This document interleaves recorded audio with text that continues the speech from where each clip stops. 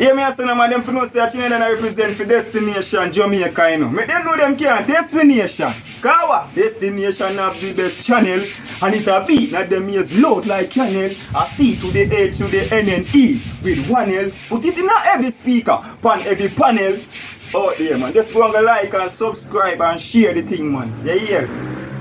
Jamaican Creole, also known as Jamaican Patois or Patois, is a Creole language that emerged in Jamaica during the period of slavery and has since evolved into a vibrant and distinct language variety.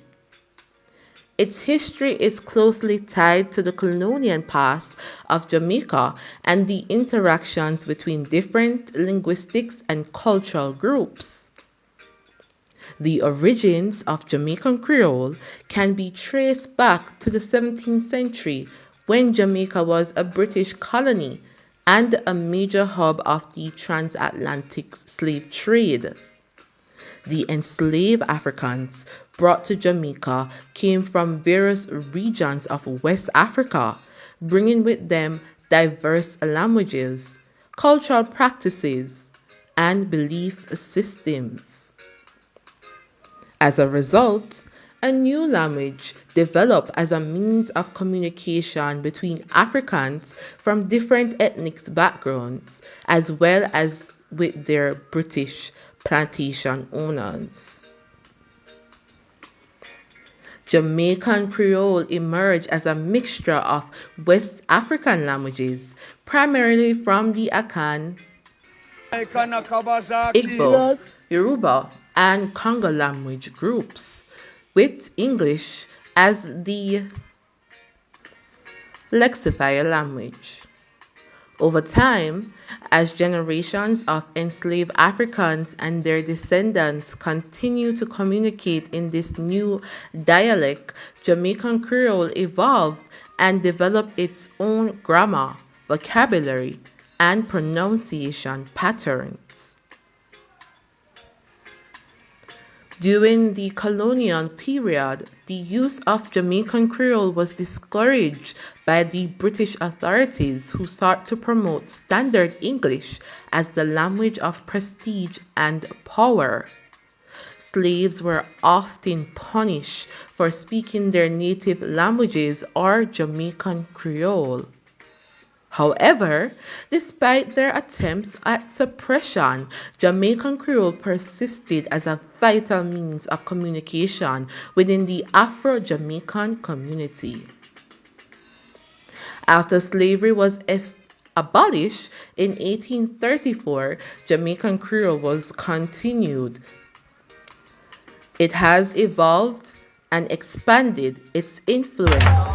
It became the primary language, or what they call dialect, of communication within Jamaican communities and was passed down through generations. Patois became an essential part of Jamaican culture, using music, literature, oral traditions, and everyday interactions. In recent years, there has been a growing recognition and appreciation of Jamaican Creole as an important linguistic and cultural heritage. Efforts have been made to promote its acceptance and respect, including its inclusion in educational curriculum and its recognition as a national language alongside English. Today, Jamaican Creole, or what we say Patois, remains a vibrant and dynamic language, celebrated for its rich linguistic features, expressive qualities, and its role in shaping Jamaican cultural identity. It continues to be an integral part of the daily lives and cultural expressions of Fiwi people, Jamaican people. Still with us? Go ahead and Give us a thumbs up or comment or subscribe if you haven't as yet. Now let's get into how some of the popular words or phrases came about. The first one is ono. Ono. Ono means you and is often used in the collective as you all. Sometimes Jamaicans use it to refer to a particular person, but instead of saying you or yo, which directly means you, we just say uno, as what is being said is not normally nice or can be offensive or just for generalization. For example, you might say to someone, "Asa uno guan." You are really talking about the person's behavior, but instead of being direct, you go the passive route by linking that person to a collective. Sometimes the person would answer by saying, "A uya call uno." Or stop going like an Mia chat. Now we're going to translate those two in English. The first one, "A uya call uno." That means, who are you calling you all? The second one, "Stop going like an Mia chat." That translated to English is, stop going on as if it's not me you are talking. Sometimes when you translate Patwa, it kind of sounds weird, but yeah, and funny. Now, other examples of how we use uno. Where uno go? Me can forward with uno? Side note, we would normally say come, but Jamaicans tend to sexualize some words, often in a comedic way. When speaking with the same sex, some Jamaicans tend to omit words that may come off as sexual, because come can also mean cum, and Jamaican man now say that to another Jamaican man. So forward replaces come. Now the origin of the word is said to come from the Igbo African language, uno. So it's spelled in the African Igbo language, U-N-U. We spell it like that sometimes, or U-N-N-U. Alright, one of the things so far, when I feel it, is it valuable information to you? Let us know in the comments. Now we're going to do a few more for the sake of time. The next one is Gina. This is from Akan, meaning the Akan African language for those who don't know. Now, it is spelled in this language Gyinaa. It can have several meanings depending on context, but generally means someone that is not taken seriously, even a stupid person. It is also used in Jamaican only to mean a con man. Example of uses. I want little Gina that you know. Another example. She go on like she a Gina. Now that could mean someone who tried to outsmart you but failed. Here's another example. Anansi was a Gina.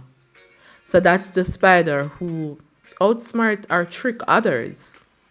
Here's another example. She want Gina me. That could mean someone who wants to trick or mislead you as to gain some tangible benefits. You know, I don't really hear people use Gina anymore. Have you? Let us know in the comments. Now, the third word we're going to speak of, a Jamaican word, is Nyam. Nyam. N-Y-A-M. This is also from the Akan African language, and it means to eat. In Akan, it is spelled the same way as how we would normally spell it. And also in Akan, it means to blend. So example of how we use nyam. Well, yeah, nyam. That means, what are you eating? Mana nyam that. That means I'm not eating that. Another example. You just nyam your words, so. That means you are eating your words or you're not speaking properly. Now, the next one is a phrase Jamaican often use and is known for, but we're not seeing any info to its origin. Let us know in the comments if you know how it came about.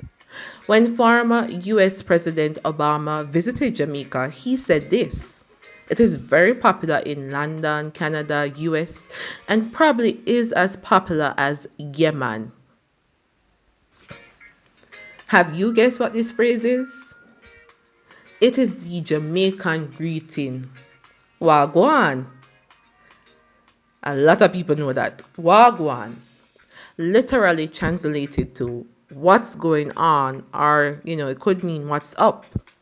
It's possible that Jamaicans just shortened the English version and made it dialect. We might say, "Good morning, Wagwan."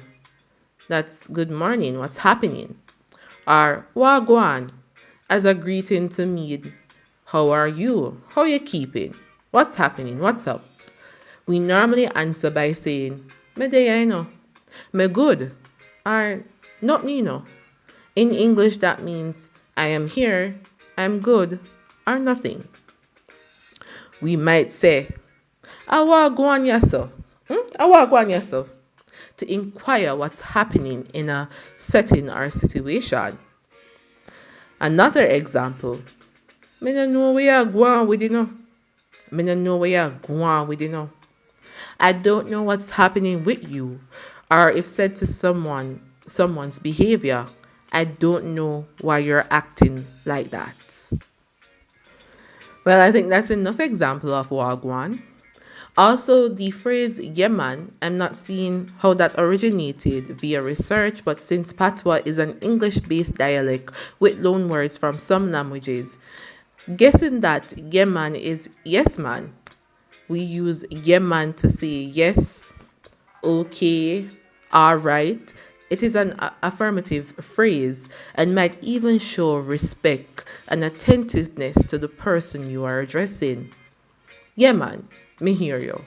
Do you hear me? Are you listening? Say yeah, man, in the comments. Now, the next word, and you might laugh when you hear this word, but our phrase. The next one, which is number 5 and our final word for today, is pum pum. When people say this word, they normally laugh, especially if they know the meaning. And we are seeing, interestingly enough, that pum pum originates from the Akan language. They say it means something large and round, seeming swollen. When we say pum pum in Jamaica, we mean a woman's vulva, or what many may call vagina. In Jamaica, we have many words for vulva and penis. It goes back to the sexualized part of our culture, but it can also be very non-sexual, and just you referring to a part of your body as you would normally refer to your arms or your head. For example, "Go wash your pum pum," which means to take a shower. "Ma pum pum." A comedic way of saying I'm shocked or in disbelief or just added for humor. So that's it for now. Thank you so much for watching, listening, subscribing, commenting, liking. When you do that, it helps the channel. It helps us. So bless up. If you enjoyed this video, check out our Jamaican Patwa workbook available on Amazon. We're also going to put it in the description. The book contains 50 great Jamaican proverbs. Each proverb is translated into English, and the reader gets the opportunity to figure out the meaning of each proverb. This is a fun and educational workbook that will also help you to understand the Jamaican dialect if you don't know it already. If you're a Yardie and you know the dialect, this is fun. It's just for enjoyment of our beautiful and vivacious with dog start twist dialect.